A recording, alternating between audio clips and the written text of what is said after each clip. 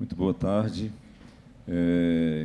Gostaria de agradecer, então, o convite formulado pela organização do evento, na pessoa do Dr. Líbio aqui, fortalecer nele esse desafio que é construir um congresso desse porte e encontrar o congresso cheio, um auditório bem completo, com pessoas realmente que vão colaborar para o debate, e também chamar a atenção, porque num congresso de História da Medicina, 3 temas envolvendo o câncer de mama, e aqui uma plateia cor-de-rosa, eu até fiquei imaginando quem seriam essas mocinhas cor-de-rosas aqui, e é claro que, vendo essa mocidade cor-de-rosa aqui na frente, me faz lembrar um pouco do que eu vou conversar com vocês aqui, a partir do momento quando nasceu o câncer, ou a maioria das doenças que não haviam significado ou uma explicação dentro da medicina, o conforto era a saída, o amor era a saída, a compaixão era a saída.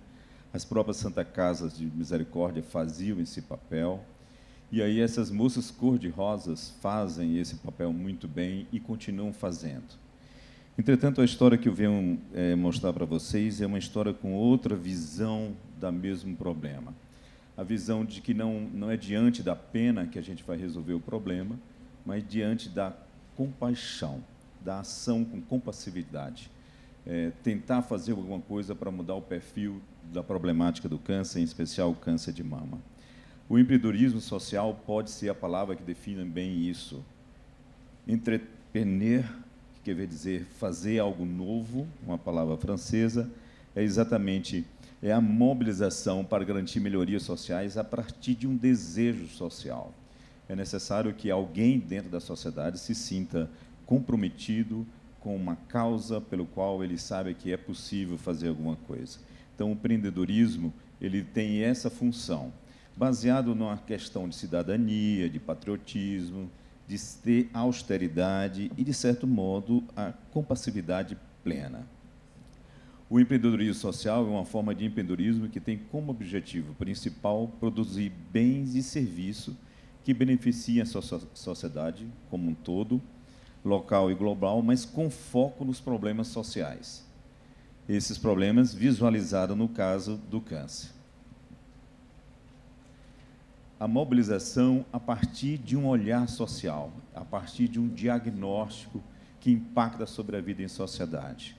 Desenvolver diagnóstico da desvantagem e tentar levar uma solução para essa problemática que a sociedade, porventura, esteja enfrentando. Vários problemas são enfrentados dentro do contexto social. O empreendedor social, muitas vezes, ele faz até o papel do Estado. É perfeitamente possível encontrar um empreendedor social cumprindo um papel que, na verdade, ele não deveria fazer se o Estado cumprisse esse papel. Daí a importância de dar visão a histórias nesse sentido. O desafio do câncer é exatamente isso. É uma doença que vem crescendo no mundo todo, está intimamente relacionado com um diagnóstico precoce para se obter a cura. Portanto, além desse diagnóstico, é necessário apressar o Estado no cumprimento do seu dever para que o atraso não justifique o insucesso. Então, o impacto social no diagnóstico precoce é o desafio maior do empreendedor social na área de câncer de mama. Se fazemos uma analogia na evolução da humanidade, desde a Serra da Capivara, com suas pinturas rupestres, até as cidades modernas, nós vemos perfeitamente que a aventura humana ela enfrentou mudanças, impactos, adoecimentos diferentes. Talvez apenas a problemática da mulher no período da gravidez seja uma convivência que se permanece ao longo desses anos todos. Mas a gente observar essa aventura humana, você vai ver que os animais chegaram a 10, 12 mil anos, a agricultura chegou a 12 mil anos, o lixo chegou a esse período, o convívio com outras populações de imunidade diferente também impactaram no adoecimento, a chegada das cidades impacta no adoecimento, desde Ur, uma primeira cidade, às volumosas cidades que dispomos hoje no planeta, e hoje somos o animal humano mais presente no mundo todo. E imagine uma cidade nesse contexto, onde o meio ambiente foi impactado, os animais são outros, a perspectiva de sonho, de felicidade é outra, tudo está impactado no novo modo vivente que enfrentamos agora no planeta. Para esse mundo agora, a gente vai ter que ver uma coisa que é o câncer. Se a gente puder citar que o câncer já é apresentado no Egito, ele não era um grave problema de saúde pública. Ele passa a ser um problema sério a partir dos últimos 70, 80 anos, e esse número vem crescendo constantemente.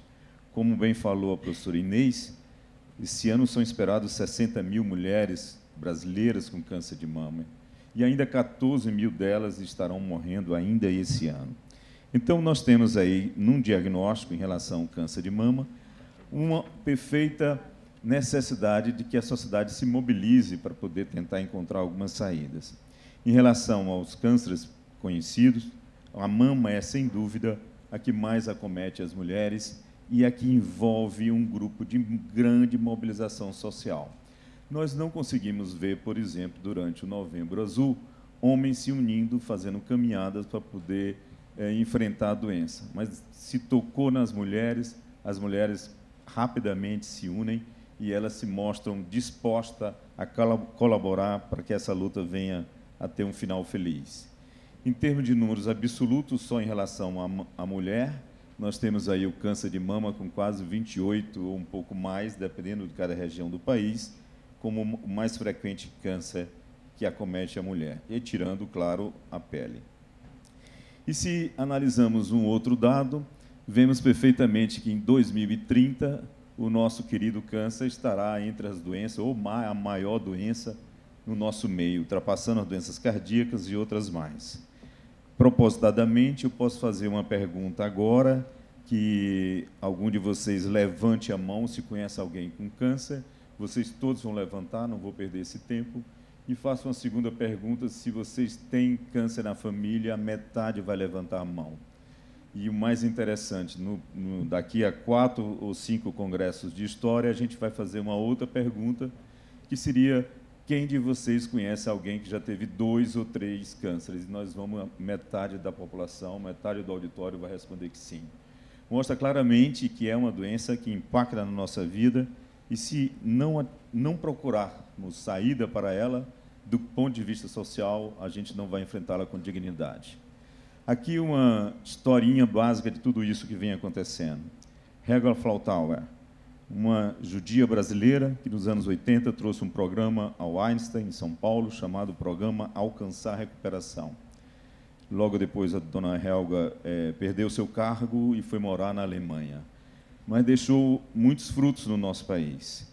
Não só no estado de São Paulo, como Brasil afora, iniciou-se uma nova visão sobre a doença. E em 2002, nós, em Teresina, organizamos o primeiro encontro brasileiro de instituições filantrópicas pelo câncer de mama, e é uma pena que o grupo da doutora Inês ainda não existia e, portanto, não participou. Mas 26 ONGs estiveram reunidas de 16 estados brasileiros para tentar organizar uma federação que pudesse realmente dar um norte de luta em uníssono com o país inteiro. E aí começa a ter a noção da união nacional, a chegada do Outubro Rosa ao nosso país, e 4 itens importantes passam a ser palavra-chave de luta.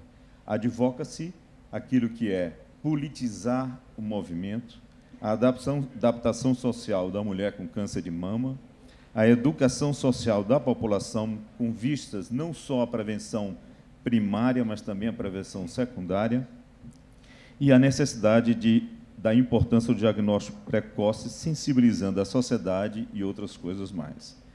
Nesse encontro de Teresina, estiveram presentes a Susan Komen, a maior ONG mundial de luta contra o câncer de mama, e a Dot Krebs-Heifer, que, nesse momento, estava conosco, unindo as forças para formalizar essa instituição.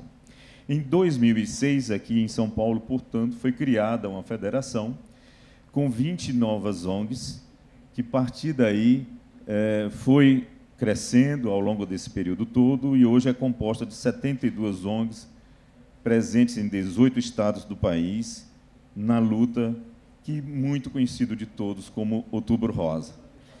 A sociedade é mobilizada em caminhadas, corridas, mobilizadas na cor rosa, como uma forma de demonstrar claramente que, através dessas manifestações públicas, pudesse fortalecer as ONGs, no sentido de que elas, junto à Câmara Federal, pudessem realmente construir leis que tivessem impacto sobre a doença.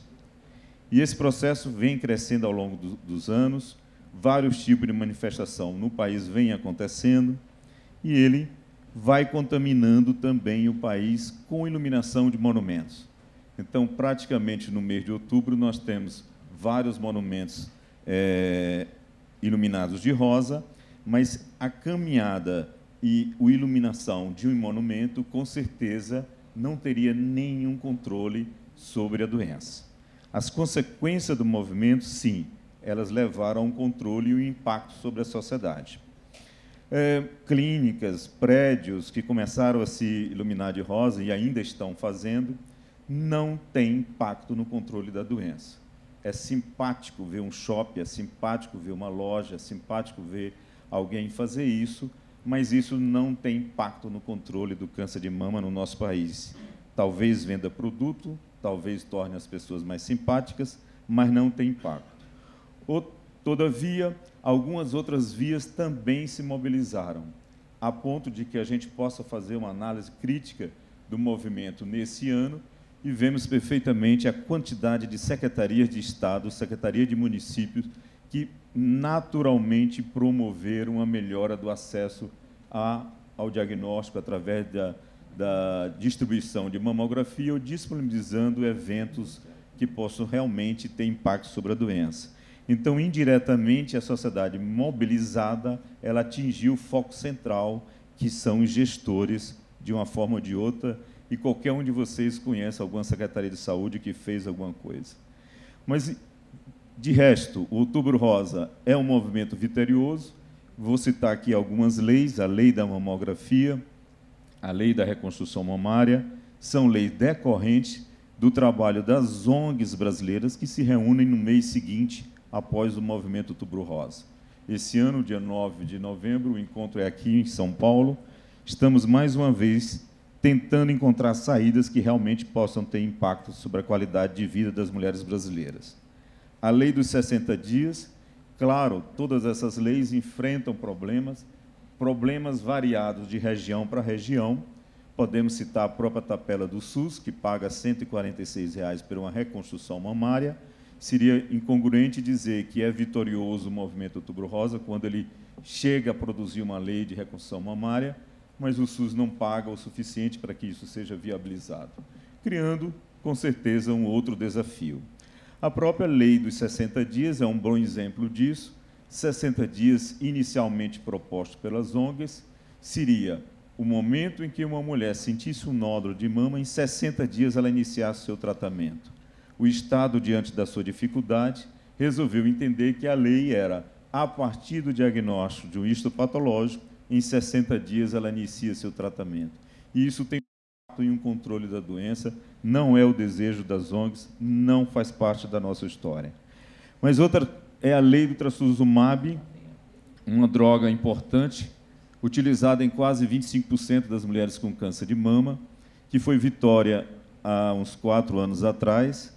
Coincidentemente, pegou carona na droga que a Dilma precisava tomar também, na época do seu tratamento, e aí o trastuzumab passou a ser integrado dentro da ação de controle da doença. Mas somente o ano passado ela pôde ser usada dentro do SUS na doença metastática, demonstrando que continuamos nesse processo de vitória. E para esse ano criou-se um novo paradigma, a lei dos 20 dias, dos 30 dias, exatamente para que possa criar uma dificuldade maior e assim acertar em algum ponto do país. No sentido de que o tema do ano é o Me Trate Direito, sob 3 vertentes. A vertente do tratar individualizado, o acerto no tratamento do câncer, está situado não só no diagnóstico, mas exatamente nas drogas sensíveis a cada um daqueles tumores. Tratar também como vertente no sentido de tratar dando acesso às leis de segurança para essas pessoas. E, por último, tratar no sentido de tratar bem, com cordialidade, humanidade e tudo mais. O empreendedorismo social, portanto, ele tem grandes forças contrárias, como o aumento de agrotóxicos no nosso país, uma série de outros produtos que competem com o câncer no país inteiro. Mas é um movimento vitorioso, visto que nós já temos janeiro branco, setembro amarelo, julho dourado e o novembro azul, mostrando claramente, pelo exemplo de história do movimento Outubro Rosa, que é um movimento vitorioso e realmente teve um impacto sobre isso. Em razão do tempo, me despeço aqui, disponibilizando meu e-mail, com certeza esperando ter colaborado um pouco mais com esse congresso. Muitíssimo obrigado.